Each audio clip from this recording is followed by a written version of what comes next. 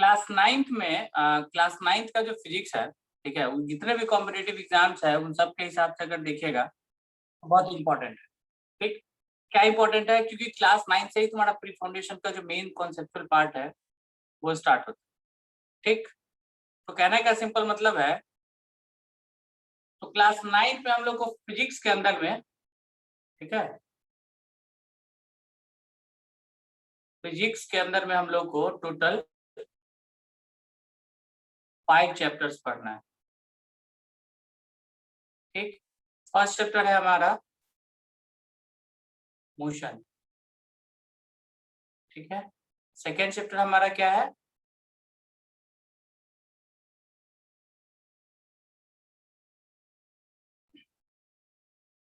Newton's laws of motion. ठीक, third chapter में हम लोग पढ़ेंगे क्या? ग्रेविटेशन।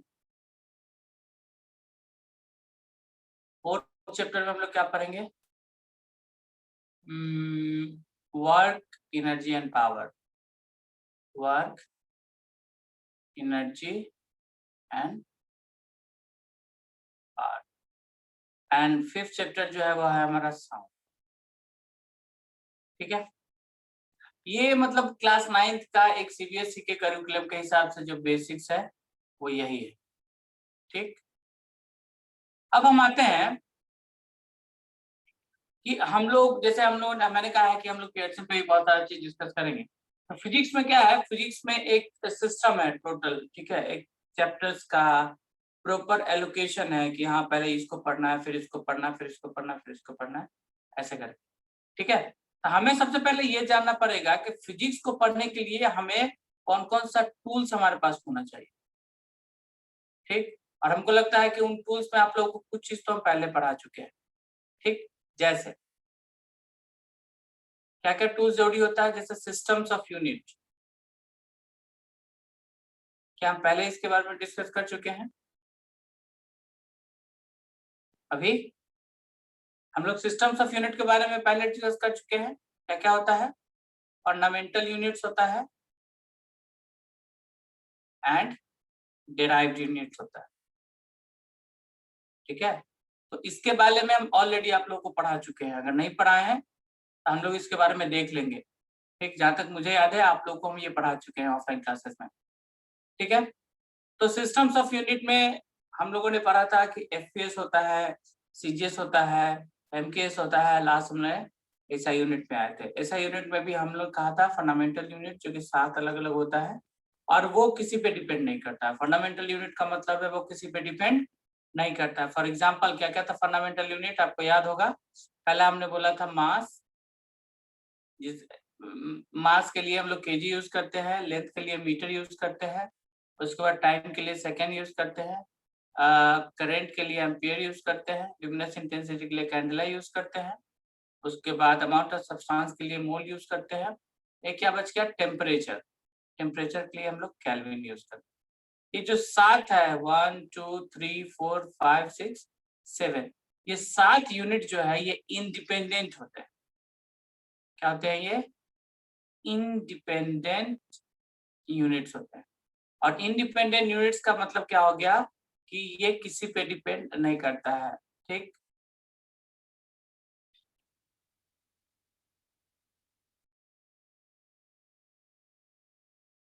ठीक है, किसी भी अदर फैक्टर या यूनिट्स पे ये डिपेंड नहीं करता है। और ये जो जितना भी डिराइव्ड यूनिट है, ठीक है, जितना भी डिराइव्ड यूनिट है, जैसे मीटर पर सेकेंड, ठीक, या फिर मीटर पर सेकेंड स्क्वायर, ठीक, या फिर न्यूटन, या फिर जूल, ठीक है, या फिर कुछ भी ले लो, चार्ज होता है उसका कूलम होता है, एक्सेट्रा।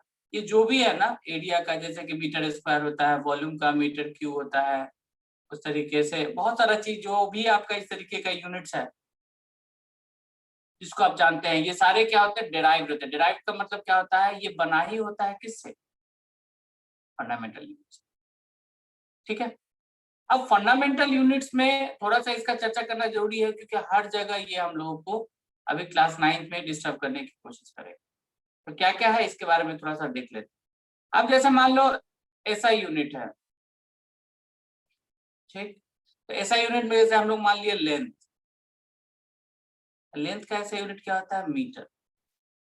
ठीक, अब इस मीटर जो है, इस मीटर को अलग अलग प्रीफिक्स के साथ हम लोग जोड़ सकते हैं। जैसे हम लोग पढ़े हुए हैं milli centi decimeter deca hecto kilometer का एक कन्वर्जन है। जैसे मीटर से, ठीक है, सेंटीमीटर में बदलना, मीटर से किलोमीटर में बदलना, मीटर से और ज्यादा माइल होता है, बहुत यूरोपियन यूनियन है माइल में बदलना, ठीक है, या फिर बहुत लंबा लंबा यूनिट होता है, छोटा अगर ले लेते हैं तो मिलीमीटर में हम लोग बदल सकते हैं, और छोटा लेंगे तो एंगस्ट्रॉम में बदल सकते हैं, नैनोमीटर में बदल सकते हैं, एक्सेट्रा एक्सेट्रा। तो एक फिजिक्स के लिए हम लोग को कन्वर्जन ऑफ यूनिट्स या कन्वर्जन ऑफ मैग्नीट्यूड का भी बहुत जरूरत होता है। आप लोग जैसे देखे होइएगा कि एक साल में कितना दिन होता है, एक दिन में कितना घंटा होता है, एक घंटा में कितना सेकेंड होता है, 4 दिन में कितना मिनट होगा। इस तरह का बचपन में हम लोग क्वेश्चन बनाए हुए हैं। तो ये लेंथ से रिलेटेड चीज हो गया। सेकेंड आ गया हम लोग का क्या? मास। मास का ऐसा यूनिट हम लोग क्या जानते हैं? किलोग्राम। ठीक है, तो किलोग्राम को भी अलग अलग पार्ट में हम लोग कर सकते हैं, ग्राम में बदल सकते हैं, और क्या कर सकते हैं? मिलीग्राम में बदल सकते हैं, और क्या कर सकते हैं? क्विंटल में बदल सकते हैं, टन्स में बदल सकते हैं, एक्सेट्रा एक्सेट्रा। मतलब क्या है, फिजिक्स के न्यूमेरिकल वाले पार्ट पे 9th में पहली बार आप लोग पूरा अच्छे से न्यूमेरिकल सब देखो। ठीक है, तो न्यूमेरिकल को देखने से पहले हम लोग को डिफरेंट कन्वर्जन्स भी पता होना चाहिए। जैसे तीसरा यूनिट का अगर हम लोग बात करें तो ये टाइम है। टाइम के बारे में बहुत अच्छा जानते हैं। ऐसा यूनिट इसका क्या होता है? सेकेंड होता है। बाकी कन्वर्जन आप लोग जानते हैं, जैसे मिनट में कन्वर्जन होगा, आवर में कन्वर्जन होगा, एक्सेट्रा एक्सेट्रा। ठीक है, या फिर डे हो गया, एक डे में कितना होता है? 24 आवर, या फिर वीक हो गया, ठीक है, या फिर मंथ्स हो गया। ये सारी चीज आप लोग को मोर और लेस पता होना चाहिए। ठीक है, फिर नेक्स्ट हम लोग इस फंडामेंटल में जो फोर्थ फंडामेंटल यूनिट हमारा होता है वो क्या होता है? टेम्परेचर। ठीक है, टेम्परेचर जो इसका ऐसा यूनिट होता है वो होता है केल्विन। केल्विन के अलावा हम लोग इसको डिग्री सेल्सियस में, या फिर फ़ारेनहाइट में, या फिर रैंकाइन में, इन चीजों में इसको कन्वर्ट कर सकते हैं। ठीक है, लेकिन जो ऐसा यूनिट होता है इसका वो क्या होता है? वो केल्विन होता है। हम जानते हैं कि किसी भी साइंटिस्ट के नाम से अगर कोई यूनिट बना हो तो उसको हम लोग कैपिटल लेटर से डिनोट करते हैं, इसलिए केल्विन को कैपिटल के से डिनोट किया था, केल्विन नाम के साइंटिस्ट ने किया था। नेक्स्ट हम लोग लेते हैं करंट। ठीक है, या फिर इसी को हम लोग बोलते हैं इलेक्ट्रिसिटी। ठीक, करंट इलेक्ट्रिसिटी भी इसको बोला जाता है। मतलब जब चार्ज फ्लो करता है तो रेट ऑफ चार्ज को हम लोग करंट बोलते हैं। तो इसका ऐसा यूनिट हम लोग क्या जानते हैं? एम्पियर जानते हैं। इसको क्या बोलते हैं? एम्पियर। तो एम्पियर को भी हम लोग प्रीफिक्सेस यूज कर सकते हैं। जैसे मान लो मिली एम्पियर हो गया, माइक्रो एम्पियर हो गया, मेगा एम्पियर हो गया, कुछ भी हम लोग ले सकते हैं। ठीक है, उसी तरीके से 6 अगर हम ले तो ये होता है amount of substance. Amount of substance, ये वाला पार्ट आप लोग नहीं पढ़े हैं अभी तक। नहीं, आप लोग करेंट तो 10th में पढ़े थे, 8 में पढ़े थे। अमाउंट ऑफ सब्सटेंस आप लोग अब पढ़ेंगे 9th क्लास में, इसको मोल बोलते हैं। ऐसा यूनिट इसका क्या है? मोल। और 7th जो हमारा ऐसा यूनिट है, जो फंडामेंटल यूनिट है, उसको हम लोग क्या बोलते हैं? Luminous intensity. क्या होता है luminous intensity Abhiraj?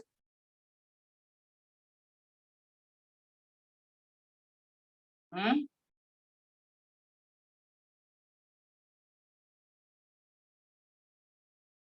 Abhiraj candela. क्या होता है समझाओ, तुमको पता है? तुमको पता है कैंडला होता क्या है? समझाओ हमको। विनायक बताइए क्या होता है ये? ल्यूमिनस इंटेंसिटी में हम लोग क्या मेजर करते हैं बेसिकली?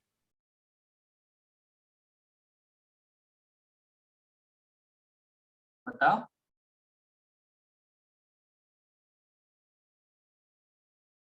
देखो ये 7 यूनिट दिख रहा है, ये 7 फंडामेंटल यूनिट। ल्यूमिनस इंटेंसिटी में हम लोग क्या करते हैं? ल्यूमिनस इंटेंसिटी में हम लोग लाइट के इंटेंसिटी को मेजर करते हैं। किसको मेजर करते हैं? लाइट की इंटेंसिटी को। जैसे आपको कोई बल्ब खरीदने जाइएगा तो उसपे उसका ल्यूमिनस लिखा रहता है। मतलब क्या है, आप समझिए एक चीज। जैसे मान लीजिए कि ल्यूमिनस इंटेंसिटी में बहुत बच्चा कंफ्यूज करता है। ठीक है, वैसे तो पढ़ाना बहुत कुछ है, लेकिन हम 1 बाई 1 सपोज कीजिए कि हम कोशिश करते हैं डील करने का। जैसे मान लीजिए कि ये 2 बल्ब है। ठीक है, इस दोनों बल्ब के सामने आप एक रिंग रख दो। ठीक, और इस दोनों बल्ब को जला दो, तो क्या होगा? चारों तरफ इससे लाइट निकलेगा। देखो चारों तरफ लाइट निकलेगा।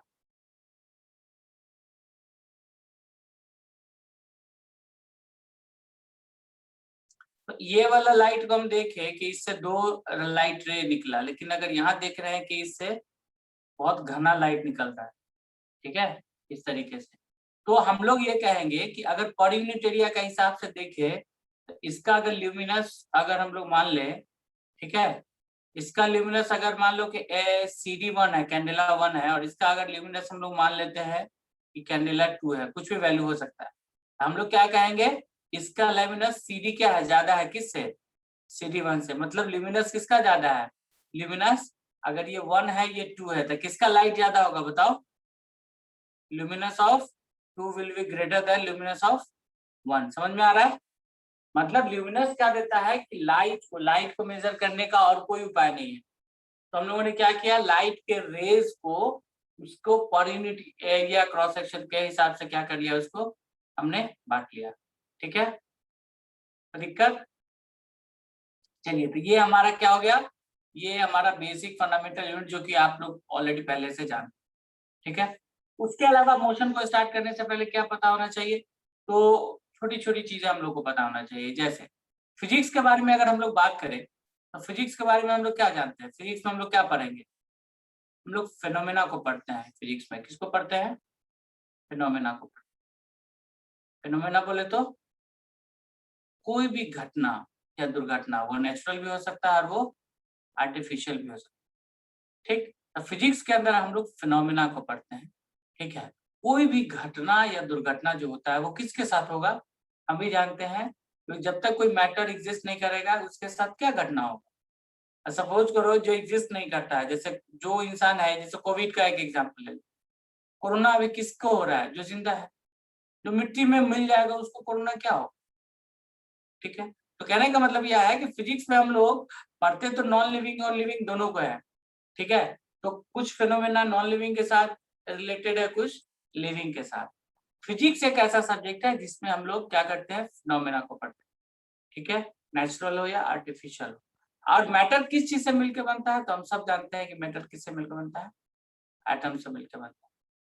ठीक, क्या एटम से पहले कुछ आता है, हाँ सर आता है। इससे पहले एक वर्ड आता है, इसको हम लोग बोलते हैं mass. Mass is a fundamental quantity.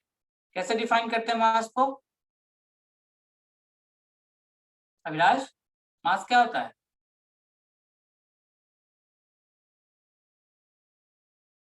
Content of matter. ठीक है, कंटेंट ऑफ मैटर का मतलब है कि एक मैटर के अंदर जो भी मौजूद है वो उसका मास।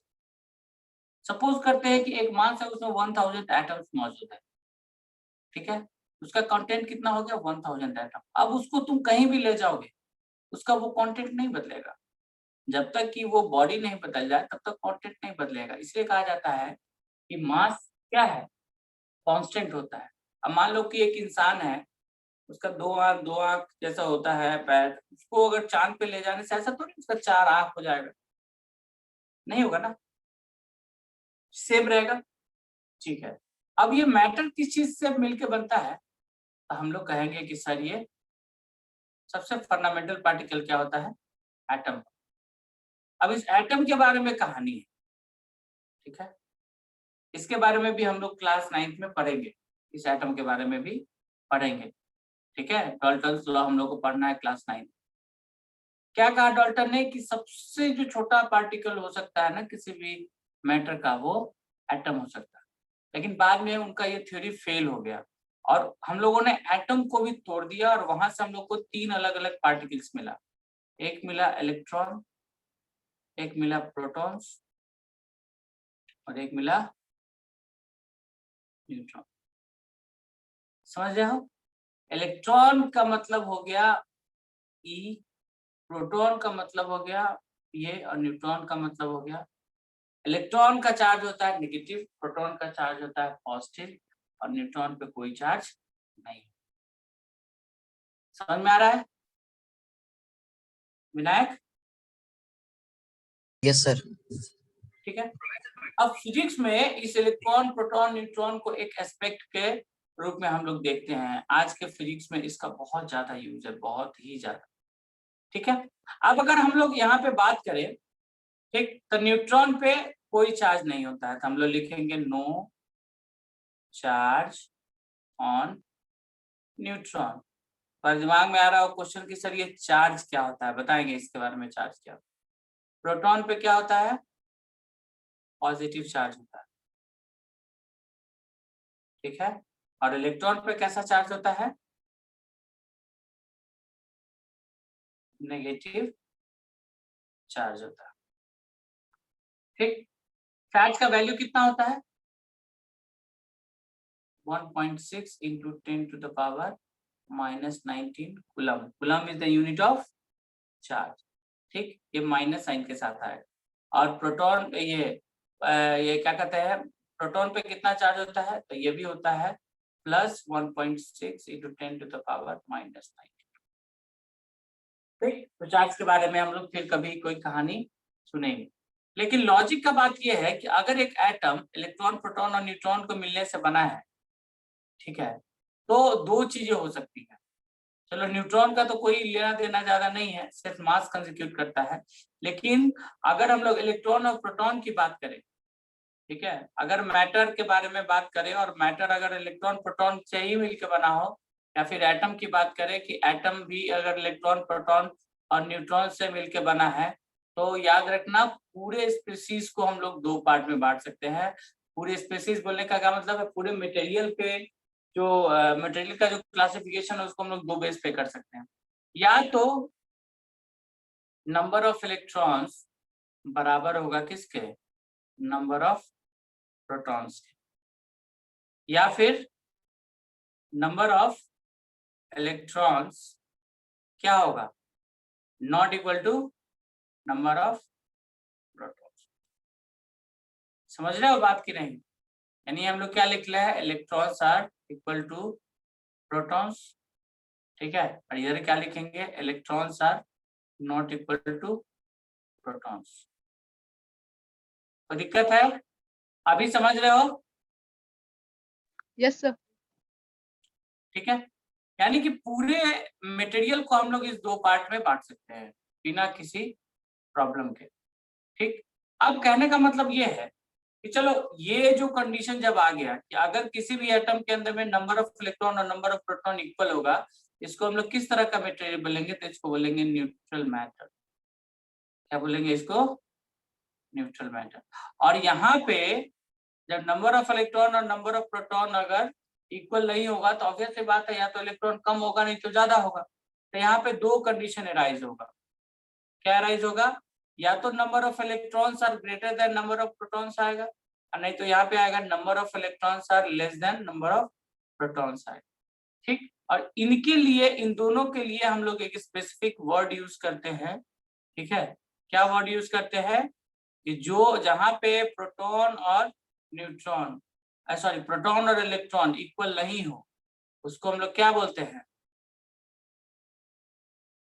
चार्ज एटम या चार्ज मैटर बोलते हैं। तो जहां पे इलेक्ट्रॉन ज्यादा होगा वो कैसा चार्ज होगा? नेगेटिव। और जहां पे प्रोटॉन ज्यादा होगा वो कैसा चार्ज होगा? समझ में आ रहा है? समझ रहे हैं आप लोग कि नहीं समझ रहे हैं? यानी कि दुनिया में, पूरे ब्रह्मांड में जितना भी मटेरियल है उसको हम लोग दो पार्ट में बांटे हैं। कौन कौन सा पार्ट है? एक बांटे हम लोग न्यूट्रल पार्टिकल में, और दूसरा क्या बांटे? चार्ज पार्टिकल में। इस चार्ज पार्टिकल को भी हम लोगों ने क्या किया? दो पार्ट में बांटा। एक बांटा नेगेटिव चार्ज और दूसरा बांटा पॉजिटिव चार्ज। इसको क्या बोलेंगे हम लोग? Negative charge. और इसको क्या बोलेंगे हम लोग? Positive charge. नेगेटिव चार्ज मतलब नंबर ऑफ इलेक्ट्रॉन्स उसमें ज्यादा है, और पॉजिटिव चार्ज मतलब नंबर ऑफ प्रोटॉन्स उसमें ज्यादा है। अब बात को समझिए, फिजिक्स में जो भी घटना या दुर्घटना होगा, जितना भी फिनोमेनन होगा, या तो वो न्यूट्रल पार्टिकल के साथ होगा, नहीं तो वो नेगेटिव चार्ज के साथ होगा, नहीं तो वो पॉजिटिव चार्ज के साथ होगा। इनके अलावा और किसी चीज और कुछ बचता ही नहीं है। अब जैसे ये पेन ले लो, इसको छुए तो करंट मारा, नहीं मारा, क्यों? क्योंकि न्यूट्रल है, ठीक। ये ले लो, कुछ भी ले लो ना, क्या होगा? न्यूट्रल है। लेकिन वही इलेक्ट्रिसिटी के बोर्ड के अंदर में उंगली डाल के देखो, करंट देके, ठीक है। किसी इलेक्ट्रिक सर्किट के अंदर में उंगली डाल के देखो, वो चार्ज है।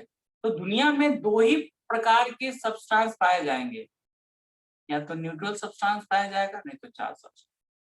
इसके अलावा कोई सब्सटेंस होगा ही नहीं। समझ में आ रही है मेरी बात, नहीं आ रही है? विनायक? Yes sir. ठीक, तो दुनिया में 2 ही तरह के सब्सटेंस होंगे, कौन कौन से? एक न्यूट्रल और दूसरा चार्ज। ठीक है, तो ध्यान से सुनिएगा, क्लास 9th में, ठीक है, हम लोगों को पढ़ना है फिजिक्स ऑफ न्यूट्रल मैटर, याद रखिए।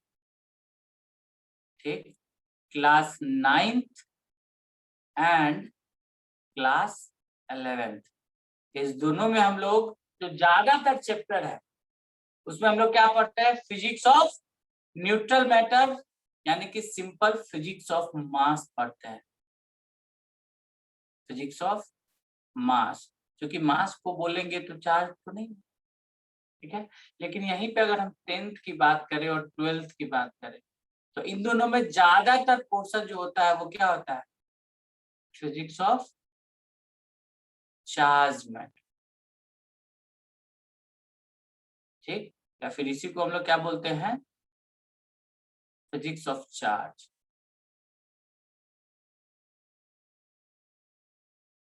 इसको थोड़ा सा और एलिबरेट करते हैं, समझने की कोशिश कीजिएगा, ठीक है।